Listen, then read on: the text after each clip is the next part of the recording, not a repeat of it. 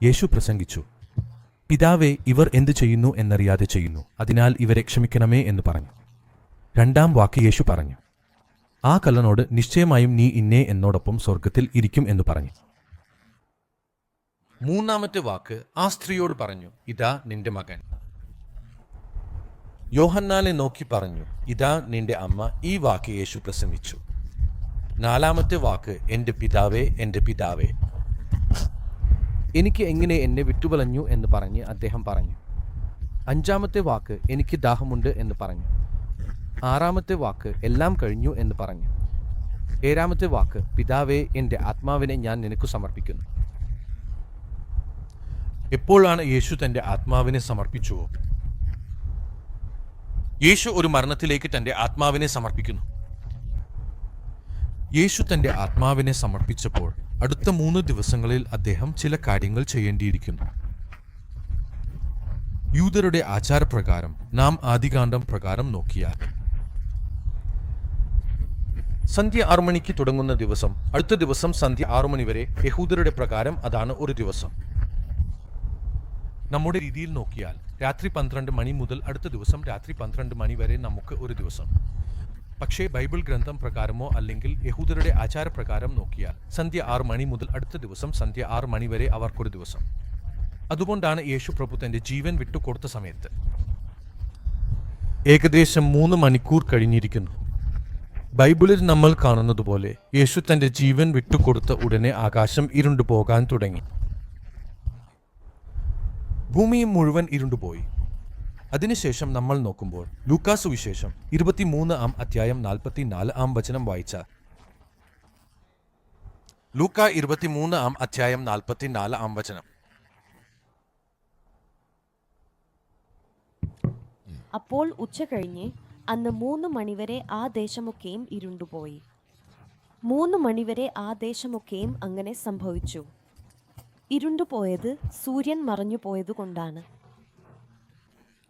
ആ സമയത്ത് ക്ഷേത്രത്തിലെ തിരശ്ശീല നടുവിൽ നിന്ന് കീറപ്പെട്ടു. അപ്പോൾ യേശു വലിയ ശബ്ദത്തിൽ വിളിച്ചു, പിതാവേ, എൻ്റെ ആത്മാവ് ഞാൻ നിന്റെ കൈകളിൽ ഏൽപ്പിക്കുന്നു എന്ന് പറഞ്ഞു. ഇങ്ങനെ പറഞ്ഞ് അദ്ദേഹം ശ്വാസം വിട്ടു. അങ്ങനെയെല്ലാം സംഭവിച്ചത് കണ്ട ക്യാപ്റ്റൻ ഈ മനുഷ്യൻ സത്യത്തിൽ നീതിമാനായിരുന്നു എന്ന് പറഞ്ഞ് ദൈവത്തെ മഹത്വപ്പെടുത്തി. ഇത് കാണാനായി കൂടിയിരുന്ന ജനങ്ങൾ സംഭവിച്ച കാര്യങ്ങൾ കണ്ടപ്പോൾ നെഞ്ചു തട്ടി തിരികെ പോയി. യേശുവിനെ അടുത്തറിയുന്നവരും ഗലിലയിൽ നിന്ന് അവനെ പിന്തുടർന്ന സ്ത്രീകളും അകലെ നിന്നുകൊണ്ട് ഇവയെല്ലാം നോക്കി നിന്നു. ഇവിടെ നമ്മൾ കാണുന്നതുപോലെ യേശു പ്രഭു തന്റെ ജീവൻ വിട്ട സമയത്ത് ദേശമൊട്ടാകെ ഇരുണ്ടുപോയി എന്നാണ് പറയുന്നത്. അന്നത്തെ കാലത്ത് ആ ദേശത്ത് ഉണ്ടായിരുന്നവർ ഈ കാര്യങ്ങൾ ശ്രദ്ധിച്ചില്ലായ്കയാൽ ഇതിനെക്കുറിച്ച് എഴുതിയിരിക്കുന്നു. ആ ദേശമൊട്ടാകെ ഇരുണ്ടുപോയി, സൂര്യനും ഇരുണ്ടുപോയി. ആ ദേശമൊട്ടാകെ ഒരു ഇരുണ്ടതായിരുന്നു. ഉച്ചയ്ക്ക് 3 മണിയോടെയാണ് യേശു പ്രഭു തന്റെ ജീവൻ വിട്ടു. യേശു പ്രഭു തന്റെ ജീവൻ വിട്ട സമയത്ത് ദേവാലയത്തിലെ തിരശ്ശീല 2 പിളർന്നുവെന്ന് പറയുന്നു. ദേവാലയത്തിലെ തിരശ്ശീല 2 പിളർന്നതുവരെ ജനങ്ങൾ ദേവാലയത്തിന് പുറത്തായിരുന്നു. അതായത് പരിശുദ്ധമായ സ്ഥലത്തേക്ക് പ്രവേശിക്കാൻ കഴിയാത്തവരായിരുന്നു അവർ. എന്നാൽ യേശു പ്രഭു തന്റെ ജീവൻ വിട്ടപ്പോൾ ദേവാലയത്തിലെ തിരശ്ശീല തുറക്കപ്പെട്ടപ്പോൾ നമ്മളൊക്കെയും അപ്പാത്തി എന്ന് വിളിക്കാൻ കഴിയുന്നവരായി. നമുക്കെല്ലാവർക്കും ആ കൃപ നൽകിയത് അവൻ തന്റെ ദയാൽ തന്നെയാണ്. Hallelujah, hallelujah. അതുവരെ ദൈവത്തോടുള്ള നമ്മുടെ ഇടയിൽ ഉണ്ടായിരുന്ന മതിൽ, ആദികാണ്ഡത്തിൽ പാപം മൂലം ഉണ്ടായിരുന്ന ആ തടസ്സം യേശു പ്രഭു 2 പിളർത്തി അകറ്റിക്കളഞ്ഞു. ഹല്ലേലൂയ. ഇനി അവനുമായി നമുക്കും അവനിക്കും ഇടയിൽ ഒരു തടസ്സവും ഇല്ലാതെ അവൻ നമ്മുടെ വേണ്ടി വാതിൽ തുറന്നു. ദൈവത്തിന്റെ മക്കൾ എന്ന നിലയിൽ നമ്മൾ ചിന്തിക്കുമ്പോൾ യേശു പ്രഭു തന്റെ ജീവൻ വിട്ട ശേഷം അവിടെ ഉണ്ടായിരുന്ന ശതാധിപൻ പറയുന്നു, നിശ്ചയമായും ഇദ്ദേഹം നീതിമാനാണ്. മറ്റൊരു വിവർത്തനത്തിൽ ഇത് ഇങ്ങനെ എഴുതിയിരിക്കുന്നു, ഇദ്ദേഹം ദൈവപുത്രനാണ്. ശരിക്കും ദൈവപുത്രനാണ് എന്നും എഴുതിയിരിക്കുന്നു. നിശ്ചയമായും അദ്ദേഹം ദൈവപുത്രനാണ് എന്ന കാര്യം ഇവിടെ എഴുതപ്പെട്ടിരിക്കുന്നതായി നമ്മൾ കാണുന്നു. ദൈവത്തിന്റെ മക്കളെ, അവിടെ വരെ ശതാധിപനും സൈനികരും ഇവരൊക്കെ ഈ പുരോഹിതന്മാരും പ്രധാന പുരോഹിതന്മാരും ഈ ശാസ്ത്രികളും പരിസയ്യരും പറഞ്ഞ രീതികളിലാണ് അവർ ചെയ്യുന്നത്. പക്ഷേ യേശു പ്രഭു തന്റെ ജീവൻ വിട്ടപ്പോൾ അവിടെ നടന്ന സംഭവങ്ങൾ എല്ലാം മനസ്സിലാക്കിയ ഈ പുരോഹിതൻ പറയുന്നു, നിശ്ചയമായും ഇയാൾ ദൈവപുത്രനാണ്. അതിനുശേഷം മറ്റൊരു കാര്യം അവിടെ രേഖപ്പെടുത്തപ്പെടുന്നു. ദൂരത്തിൽ നിന്ന് പിന്തുടരുന്ന ചില സ്ത്രീകൾ നന്നായി ആലോചിച്ചു നോക്കൂ. അപ്പോൾ വരെ യേശു പ്രഭുവിനെ യെരുശലേമിൽ നിന്ന് ചില സ്ത്രീകൾ പിന്തുടരുന്നു. ഈ സ്ത്രീകൾ എത്രത്തോളം പിന്തുടരുന്നു എന്നാൽ അവർ ദൂരത്തിൽ നിന്ന് യേശുവിനെ പിന്തുടരുകയാണ്. എന്തുകൊണ്ടെന്നാൽ സ്ത്രീകളെക്കുറിച്ച് വളരെ കുറവ് മാന്യമായ സമീപനമാണ് ഉണ്ടായിരുന്നത്. സ്ത്രീകൾ ചില കാര്യങ്ങളിൽ നിന്ന് ഒഴിവാക്കപ്പെടുന്ന ലോകത്തിൽ നിന്ന് യേശു പ്രഭു എന്ത് വിചാരിച്ചാലും പരവായില്ല, ഈ ലോകം എന്ത് വിചാരിച്ചാലും പരവായില്ല, ഒരു ദൂരത്തിൽ നിന്ന് യേശു പ്രഭുവിനെ പിന്തുടരുന്ന ഈ സ്ത്രീയെ നമ്മൾ കാണുന്നു. ആദാമിന്റെയും അവളുടെ ബന്ധത്തിന്റെയും പശ്ചാത്തലത്തിൽ മറ്റൊരു ഗർഭത്തിലൂടെ യേശു ജനിച്ചതുകൊണ്ട് ലോകമാകെ മരിയെ വളരെ ഭാഗ്യവതിയാണെന്ന് അറിയിച്ചു. അതിനുശേഷം സ്ത്രീയെ എങ്ങനെ ഉപദേശിച്ചുവോ അതുപോലെ ഇനി എഴുതപ്പെടുന്നു. ഇപ്പോഴും ശിഷ്യന്മാർ എല്ലാവരും ഓടി മറഞ്ഞു പോയിരിക്കുന്നു. അവർ ഓരോരുത്തരും തങ്ങളുടെ ഇടങ്ങളിൽ ഒളിച്ചിരിക്കുന്നു. യാതൊരു മനുഷ്യർക്കും കാണാവുന്നത്ര ദൂരത്തിൽ അവർ ഉണ്ട്. എങ്കിൽ ഈ സ്ത്രീകൾ മാത്രമാണ് യേശു പ്രഭുവിനെ ദൂരത്തിൽ നിന്ന് പിന്തുടരുന്നത്. ഇന്നും അനേകം യേശുവിനെ അറിയാത്ത കുടുംബങ്ങളിൽ ചില സ്ത്രീകൾ യേശു പ്രഭുവിനെ ദൂരത്തിൽ നിന്ന് പിന്തുടരുന്നു. നമ്മളും എല്ലാവരും ദൂരത്തിൽ നിന്ന് പിന്തുടരുകയാണ്. ഇപ്പോൾ നമ്മൾ യേശുവിനോട് അടുത്ത് എത്തി. ഇസ്രായേലിന്റെ അത്ഭുതം എന്തെന്നാൽ യേശു പ്രഭുവിന്റെ പുനരുത്ഥാനത്തിൽ ഈ മഗ്ദലേന മറിയം, 7 ദൈവങ്ങൾ പിടിച്ചിരുന്ന ആ മഗ്ദലേന മറിയം, യാക്കോബിന്റെ സഹോദരിയുടെ അമ്മയായ മറിയം, പിന്നെ മറ്റുള്ളവരും യേശു പ്രഭുവിനെ പിന്തുടരുന്നത് നിർത്തിയില്ല. ഈ 4 മറിയമാരും യേശു പ്രഭുവിനെ പിന്തുടരുന്നു. അവൻ പുനരുത്ഥാനപ്പെട്ടതിനു ശേഷം അവിടെ സ്ത്രീകളെ കാണാം. ഇവർ യേശു പ്രഭുവിനെ ദൂരത്തിൽ നിന്ന് പിന്തുടരുന്നു. കൂടാതെ ചിലർ അവനെ വിടാൻ പറഞ്ഞവരുമുണ്ട്. അവർ നെഞ്ചു തട്ടിക്കരയുന്നു. കാരണം യേശു പ്രഭുവിൽ ഒരു പാപവും ഇല്ല. യേശു പ്രഭുവിൽ ഒരു ദോഷവും ഇല്ല. മനുഷ്യരുടെ പാപങ്ങൾക്കായി എല്ലാവർക്കും വേണ്ടി യേശു പ്രഭു മരിച്ചതുകൊണ്ടാണ്. അവിടെ ഉണ്ടായിരുന്ന എല്ലാവരും തങ്ങളുടെ നെഞ്ച് തട്ടി വിലപിക്കുന്നത് നമ്മൾ കാണുന്നു. ദൈവം ഇത് അനുവദിച്ചോ? ഇങ്ങനെ സംഭവിക്കുന്ന കാര്യങ്ങൾ എല്ലാം നമ്മൾ കാണുമ്പോൾ യേശു പ്രഭു 3 മണിക്കൂർ സമയത്ത് തന്റെ ജീവൻ വിട്ടു. ഉടൻ അവിടെ ഒരു ഭൂകമ്പം ഉണ്ടായി. അവിടെ ദേവാലയത്തിലെ തിരശീല 2 പിളർന്നു. ആ സ്ഥലമൊക്കെയും ഇരുണ്ടുപോയതുകൊണ്ട് അവിടെ ഉണ്ടായിരുന്ന സൈനികരും, നിങ്ങൾ ജീവിച്ചിരുന്നുവോ ഇല്ലയോ എന്ന് നോക്കി 2 കള്ളന്മാരുടെ കാൽ ഒടിച്ചുകൊന്നു. കുറച്ച് ജീവൻ ബാക്കിയുള്ള എതിർ കള്ളന്മാരുടെ ജീവൻ എടുത്തു. ഇപ്പോൾ യേശുവിന്റെ അടുത്തേക്ക് വന്ന് നോക്കുന്നു. അവന്റെ അടുത്ത് ഉണ്ടായിരുന്ന ആ കുറുടയുടെ അരികൾ ഏറ്റുകണ്ടു. അനേകം തവണ തുപ്പിയ സേതു, അരിയേറ്റ സേതു ഇപ്പോൾ ഇവർ പരിശോധിക്കുന്നു. ജോതു ജീവിച്ചിരിക്കുന്നുണ്ടോ ഇല്ലയോ എന്ന് അവന്റെ നെഞ്ചിൽ നീളത്തിൽ കുത്തി ആ നെഞ്ചിൽ നിന്ന് വെള്ളവും രക്തവും ഒഴുകിയെന്ന് പറയുന്നു. അവസാന ഫംദുരക്തം, ശേഷിച്ച സൽദുരക്തം, അതും അവിടെ ഒഴുകുന്നത് നാം കാണുന്നു. ആരാണ് കുത്തിയതോ അവരുടെ മുഖം മുഴുവൻ സൽദുരക്തം കൊണ്ട് മൂടപ്പെട്ടിരിക്കുന്നു. സൽദുരക്തം. ഇപ്പോൾ മനസ്സിലായി സൗദു പ്രഭു മരിച്ചുവെന്ന് പറഞ്ഞ് അവിടെയുള്ളവർ പ്രഖ്യാപനം എഴുതി. മരണ സർട്ടിഫിക്കറ്റ് പുറത്തിറക്കി. ഇനി അവന്റെ മുട്ട് തകർക്കേണ്ട ആവശ്യമില്ല. സൗദു മരിച്ചു എന്ന വാർത്ത. അത് പിന്നാലെ ലോകമാകെ പടരുന്നു. ഇത്തരമൊരു സമയത്ത് അവിടെ ലൂക്കാസ് സുവിശേഷം 23-ാം അധ്യായം 50 വാക്യത്തിൽ നമ്മൾ കാണുന്നത് പോലെ അരിമതിയ എന്ന യഹൂദ പട്ടണത്തിലെ അംഗമായ യോസേപ്പ് എന്ന ഒരാൾ ഉണ്ടായിരുന്നു. അവൻ സജ്ജനനും നീതിമാനുമായവനായിരുന്നു. അവരുടെ ആലോചനയിലും അവർ ചെയ്ത കാര്യങ്ങളിലും അവൻ സമ്മതിച്ചില്ല. ദൈവരാജ്യത്തിനായി കാത്തുനോക്കുകയായിരുന്നവനായിരുന്നു അവൻ. അവൻ പീലാത്തോസിന്റെ അടുത്ത് പോയി യേശുവിന്റെ ശരീരം തനിക്ക് നൽകണമെന്ന് അപേക്ഷിച്ചു. ശരീരം താഴെ ഇറക്കി അതിനെ ശുദ്ധമായ നാരപട്ടയിൽ പൊതിഞ്ഞു പുതുതായി കൊത്തിയെടുത്ത കല്ല് കുഴിയിൽ വെച്ചു. അതിൽ മുമ്പ് ആരെയും ഒരിക്കലും അടക്കം ചെയ്തിട്ടില്ലായിരുന്നു. ആ ദിവസം ഒരുക്കുന്ന ദിവസം ആയിരുന്നു. വിശ്രമദിനം ആരംഭിക്കാനിരിക്കുകയായിരുന്നു. അപ്പോൾ ഗലിലയിൽ നിന്ന് യേശുവിനോടൊപ്പം വന്ന സ്ത്രീകൾ അവന്റെ പിന്നാലെ പോയി ആ കല്ല് കുഴിയും അവന്റെ ശരീരം എങ്ങനെ വെച്ചിരിക്കുന്നു എന്നതും നോക്കി തിരികെ പോയി സുഗന്ധദ്രവ്യങ്ങളും പരിമളതൈലങ്ങളും ഒരുക്കി ആചാരപ്രകാരം വിശ്രമദിനത്തിൽ വിശ്രമിച്ചു. ഇവിടെ ഈ സ്ത്രീകൾ തുടർച്ചയായി പിന്തുടരുകയാണ്. നാം യേശുവിനെ പിന്തുടരുന്ന ആളുകളായിരിക്കണം. 3 വർഷം യേശുവിനെ പിന്തുടർന്ന ശിഷ്യന്മാരെ കാണാനില്ല. പക്ഷേ ഈ സ്ത്രീകൾ ധൈര്യമായി മുന്നോട്ട് വന്നു. അവർക്ക് എന്ത് സംഭവിച്ചാലും പരവായില്ലെന്ന് തീരുമാനിച്ചു. എന്നെ കൊല്ലുകയാണെങ്കിൽ പോലും പരവായില്ല, എന്നെ പീഡിപ്പിച്ചാലും പരവായില്ല, ഞങ്ങൾ യേശുവിനെ പിന്തുടരാതെ ഇരിക്കാൻ കഴിയില്ല. അവസാനമായി ഫിൽറ്റർ ചെയ്തപ്പോൾ ഈ 12 ശിഷ്യന്മാരിൽ ഒരാളെയും കാണാനില്ല. യേശു, നീ എന്നെ വിട്ടുപോകരുത് എന്ന് പറഞ്ഞ യേശുവിനെയും ആ യേശുവിനെ വിട്ടുപോയ പത്രോസിനെയും നമ്മൾ കാണുന്നു. എപ്പോഴാണ് ദൈവം നിയോഗിച്ചിരുന്ന ആർമിതേയനായ ഒരാൾ. അവനാണ് യോസേപ്പ് എന്ന് പേരിട്ടിരിക്കുന്നവൻ. നിക്കോദേമസ് എന്നും വിളിക്കപ്പെടുന്നു. ഒരാൾ ചേർന്ന് പോയി ഫിലിം അടുത്തേക്ക് പോയി ഫിൽഡ് അടുത്തേക്ക് അപേക്ഷിക്കുന്നു. ഈ ആർമിതേയനായ യോസേപ്പ് നല്ല വ്യക്തിയാണ്. അവൻ ഒരാളാണ്. ഷീയനാണ് ഈ പരിശുദ്ധനായ വ്യക്തി. ഇദ്ദേഹം പോയി കുട്ടിയുടെ അടുത്ത് ചോദിക്കുന്നു. ആർമിതേയനായ യോസേപ്പ് സാധാരണക്കാരൻ അല്ല, വളരെ സമ്പന്നനും സമൂഹത്തിൽ നല്ല പേരുള്ളവനുമാണ്. ഇദ്ദേഹം ഒരു പരിശുദ്ധനും ജനങ്ങളിൽ നല്ല പേരുള്ളവനും കൂടാതെ വളരെ സമ്പന്നനുമാണ്. രഹസ്യമായി യേശുവിനെ പിന്തുടരാമോ എന്ന് ചോദിച്ചു അത്രേ. ധർമ്മശാസ്ത്രത്തിന് വിരുദ്ധമായി നീ ചെയ്തുവെന്ന് ജനങ്ങൾ കുറ്റം ചുമത്തും എന്ന കാര്യം അറിയാമായിരുന്നിട്ടും ഈ ആർമിതേയനായ യോസേപ്പ് നിക്കോദേമോസിനൊപ്പം പോയി മരണ സർട്ടിഫിക്കറ്റ് വാങ്ങിയത്രേ. അങ്ങനെ തന്നെയാണ് യേശു മരിച്ചത്. അവന്റെ ഭൗതിക ശരീരം എനിക്ക് നൽകണമെന്ന് അപേക്ഷിച്ചു. യേശു മരിക്കുന്ന സമയത്ത് 3 മണിക്കൂറിനും 6 മണിക്കൂറിനും ഇടയിൽ എന്ത് ചെയ്യണം? യേശു പ്രഭുവിന്റെ ശരീരം ഭൂമിയിൽ അടക്കം ചെയ്യണം. ആ മഹാവിശ്രമ ദിനം തുടങ്ങുന്നതിന് മുമ്പ് ഈ ജോലി ചെയ്യാതെ പോയാൽ യേശുവിന്റെ പ്രശസ്തമായ ശരീരം കാക്കകൾക്കും പക്ഷികൾക്കും മൃഗങ്ങൾക്കും മറ്റ് ജീവികൾക്കും ഭക്ഷ്യമായി മാറാൻ സാധ്യതയുണ്ട്.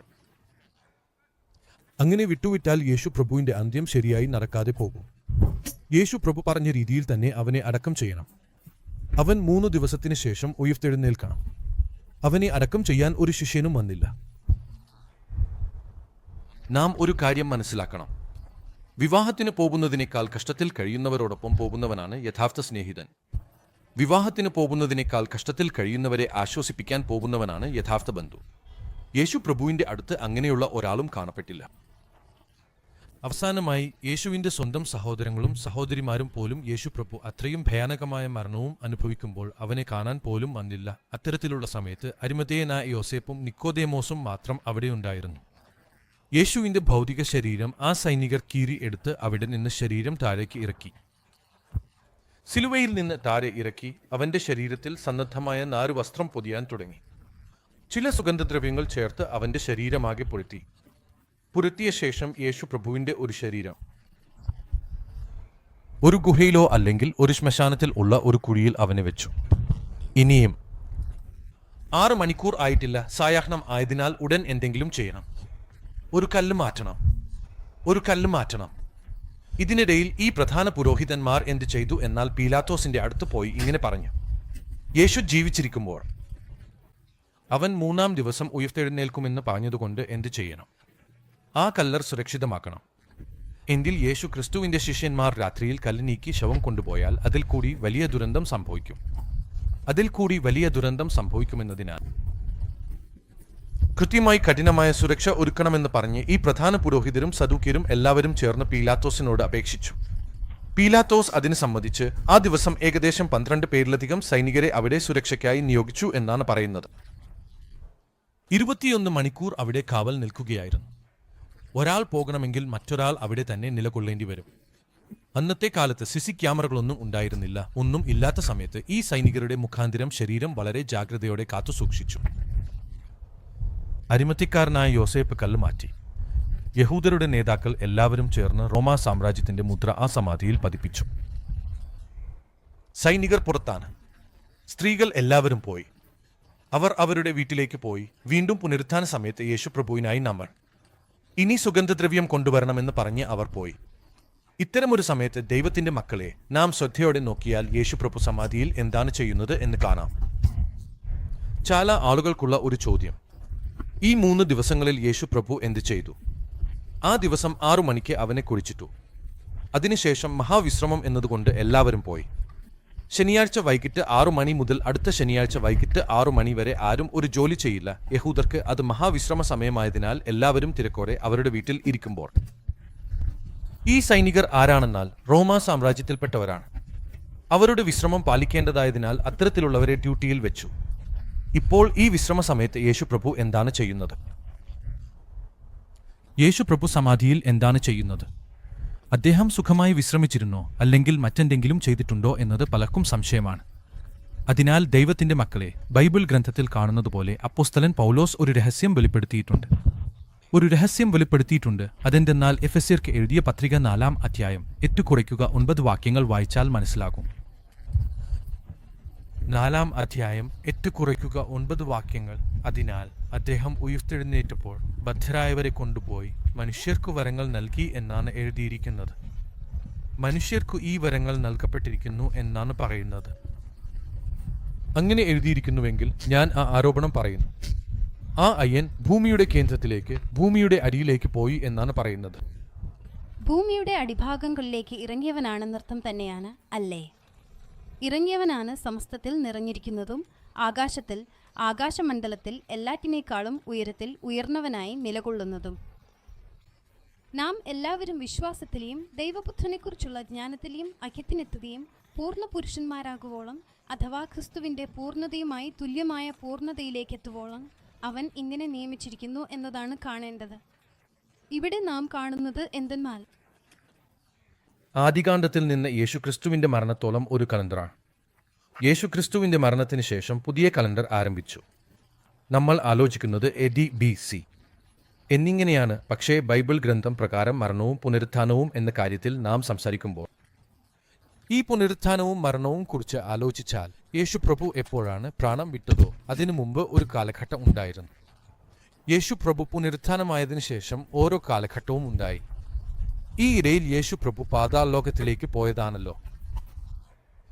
അവൻ പാതാൾ ലോകങ്ങളിലേക്ക് പോയി അവിടെയുള്ള വിശുദ്ധന്മാർക്കു തന്റെ വചനം നൽകി. ഇതിന് നമുക്ക് സാക്ഷ്യമായി ലഭിക്കുന്നതിനു 1 പത്രോസ് പത്രിക 3 അധ്യായം 18, 19, 20 വചനങ്ങൾ വായിച്ചാൽ മതി. 1 പത്രോസ് പത്രിക 3 അധ്യായം 18, 19, 20 വചനങ്ങൾ.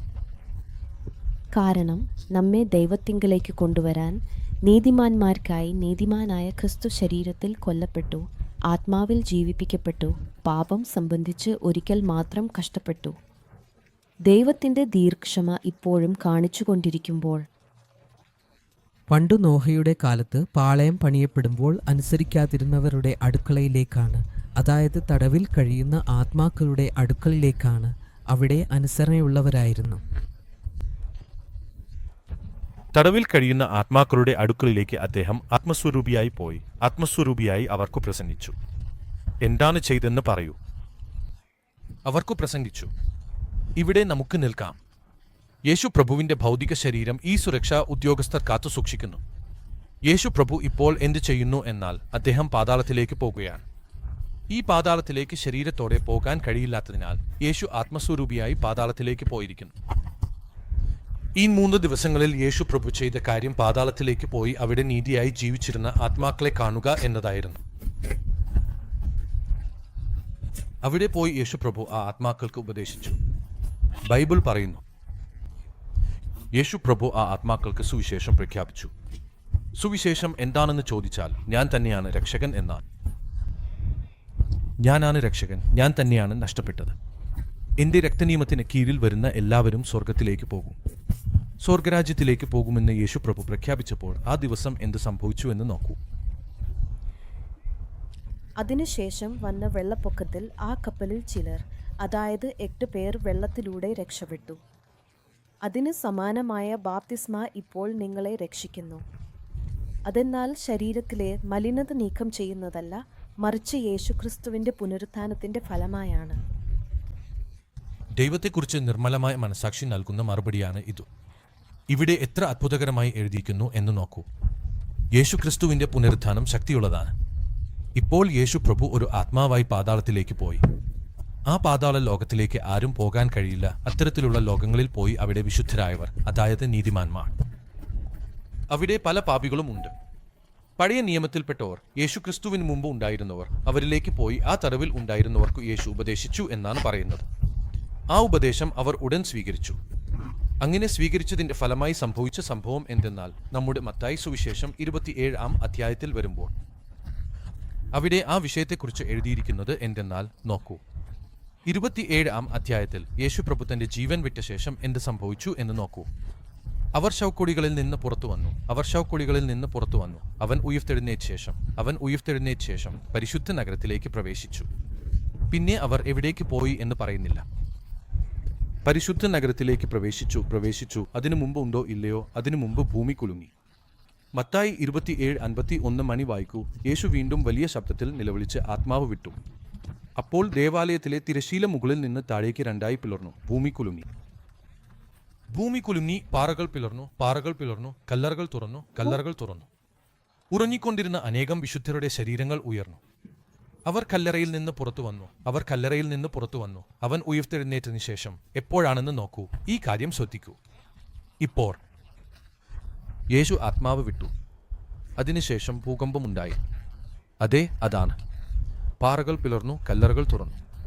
ഇതെല്ലാം യേശു ആത്മാവ് വിട്ടതിനു ശേഷമാണ് സംഭവിച്ചത്. അതായത് ഈ ഭൂമിയിൽ കല്ലറകളിൽ ഇതിനകം വിശ്രമിച്ചിരുന്നവർക്ക് ഉയർത്തെഴുന്നേൽക്കാൻ കുറച്ച് സമയം എടുത്തു. നാം എന്താണ് കരുതുന്നത്? വായിച്ച ഉടനെ എല്ലാം സംഭവിച്ചുവെന്ന് നാം കരുതുന്നു. നോക്കൂ, യേശുവിന് മുമ്പ് അവർ ഉയർത്തെഴുന്നേറ്റില്ല. വായിച്ചു നോക്കൂ. അവർ കല്ലറയിൽ നിന്ന് പുറത്തു വന്നത് അവൻ ഉയർത്തെഴുന്നേറ്റതിന് ശേഷമാണ്. ആരാണ് ഉയർത്തെഴുന്നേറ്റതിന് ശേഷം? യേശു ഉയർത്തെഴുന്നേറ്റതിന് ശേഷം അവർ പരിശുദ്ധ നഗരത്തിലേക്ക് പ്രവേശിച്ചു. പരിശുദ്ധ നഗരത്തിലേക്ക് അകത്തു കടന്നു.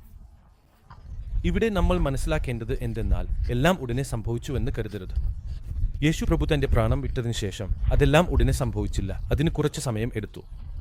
വായിച്ചതും ഉടനെ സംഭവിച്ചുവെന്ന് അല്ല. അതുകൊണ്ട് യേശു പ്രഭു ആത്മലോകത്തിലേക്ക് പോയി വചനം പ്രസംഗിച്ചപ്പോൾ മാത്രമാണ് അവരൊക്കെയും സ്വീകരിച്ചത്. അതിനാലാണ് അവർ അവന്റെ കാലുകൾ പിടിച്ചു. അവരെ പുറത്തേക്ക് കൊണ്ടുവന്ന് അവരുടെ ആത്മാവുകൾ വിട്ടപ്പോൾ, അതായത് അവരെ അടക്കം ചെയ്തിരുന്ന സ്ഥലങ്ങളിൽ നിന്ന് അവർ എഴുന്നേറ്റു. അവർ അവിടുന്ന് എഴുന്നേറ്റത് യേശു എഴുന്നേറ്റതിന് ശേഷം മാത്രമാണ്. അതിനുശേഷം അവർ എവിടേക്ക് പോയി എന്ന് ചോദിച്ചാൽ അവർ പരിശുദ്ധ നഗരത്തിലേക്ക് നടന്നു പോയി.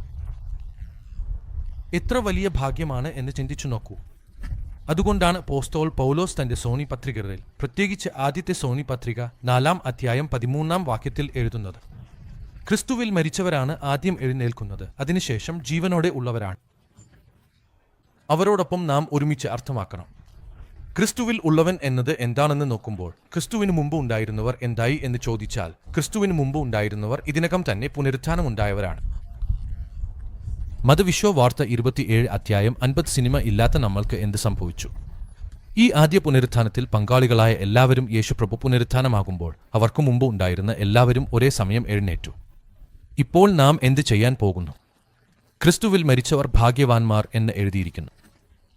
ക്രിസ്തുവിൽ മരിച്ചവർ അവരുടെ കല്ലറയിൽ നിന്ന് എഴുന്നേൽക്കും. അതിനുശേഷം ജീവനോടെ ഉള്ളവർ നമ്മൾ അവനോടൊപ്പം ചേർന്ന് അവനോടൊപ്പം ജീവിക്കാൻ പോകുന്നു. ദൈവത്തിന് സ്തോത്രങ്ങൾ. ഹല്ലേലൂയ! എത്ര വലിയ ഭാഗ്യം എന്ന് ചിന്തിച്ചോ? ദൈവത്തിന്റെ മക്കളെ, എത്ര വലിയ ഭാഗ്യം! യേശു എങ്ങനെ പുനരുത്ഥാനമുണ്ടായോ അതുപോലെ മുമ്പ് മരിച്ചവരുടെ ആത്മാക്കളുടെ പുനരുത്ഥാനവും ഒരേ സമയം സംഭവിച്ചു. ഇപ്പോൾ യേശു വീണ്ടും ഉടൻ ഈ ഭൂമിയിൽ വരാനിരിക്കുകയാണ്. അവൻ വരുന്ന ദിവസം നമ്മളൊക്കെയും ആ പുനരുത്ഥാനത്തിലേക്ക് കടക്കാനാണ് പോകുന്നത്. ദൈവത്തിന് സ്തോത്രങ്ങൾ. ഹല്ലേലൂയ! എന്നാൽ ഈ വാർത്ത നശിച്ചു പോകുന്നവർക്കാണ് വിട. എങ്ങനെയാണെന്ന് ചോദിക്കുമ്പോൾ, രക്ഷിക്കപ്പെട്ടവർക്കു അത് ഭ്രാന്ത് പോലെയാണ്. ദൈവത്തിന്റെ ശക്തി ഉണ്ടെന്ന് ബൈബിൾ പറയുന്നു. ദൈവത്തിന്റെ ശക്തി എന്താണെന്നാൽ സൈമന് വേണ്ടി ചെയ്ത പ്രവർത്തനം. യേശു കർത്താവ് ശിലുവയിൽ മരിച്ചില്ലെങ്കിൽ ഈ വലിയ ഭാഗ്യം നമുക്ക് ലഭിച്ചേനെ. അതുകൊണ്ട് ദൈവത്തിന്റെ മക്കളെ, യേശു ചെയ്ത ത്യാഗം കൊണ്ടാണ് നമുക്ക് ഇത് ലഭിച്ചത്. നാം കൃതജ്ഞതയും സ്തുതിയും അർപ്പിച്ച് ദൈവത്തെ മഹത്വപ്പെടുത്തേണ്ടവരാണ്. നമുക്ക് പ്രാർത്ഥന ചെയ്യാം. ഇനി നിനക്ക് ഞങ്ങൾക്കായി ഒരു ചെറിയ സന്ദേശമുണ്ട്. അതിനുശേഷം നാം കർത്താവായ ബാലയിലേക്ക് പ്രവേശിക്കും. അതിനുശേഷം പ്രാദേശികമായി ചില അറിയിപ്പുകളുണ്ട്. ആരും പുറത്തു പോകരുത്. ഇനി നാം ദൈവത്തിന്റെ സന്നിധിയിൽ നമുക്ക് കാണാം. പരമപിതാവേ, നിന്നെ വന്ദിക്കുന്നു. ഇതുവരെ നീ സംസാരിച്ചതിന് നന്ദി പിതാവേ. നമ്മുടെ ഹൃദയങ്ങൾ ഒന്നാറട്ടെ. നിന്റെ വചനം ഞങ്ങൾക്കുള്ളിൽ നട്ടുവളർത്തിയതിന് നന്ദി. ഇനി ഈ ഉടമ്പടി ശക്തിപ്പെടുത്തണമേ പിതാവേ. ഇവിടെയുള്ളവരിൽ ആരെങ്കിലും രക്ഷ നേടാത്തവർ ഉണ്ടെങ്കിൽ അവരെ രക്ഷയുടെ അനുഭവത്തിലേക്ക് ഒരുക്കി അവരെ നയിക്കണമേ എന്ന് ഞങ്ങൾ യേശുവിന്റെ മുമ്പിൽ പ്രാർത്ഥിക്കുന്നു. പിതാവേ, അവളെ നേവിന് നന്ദി. ഹാലലൂയ. യുവജനമേ.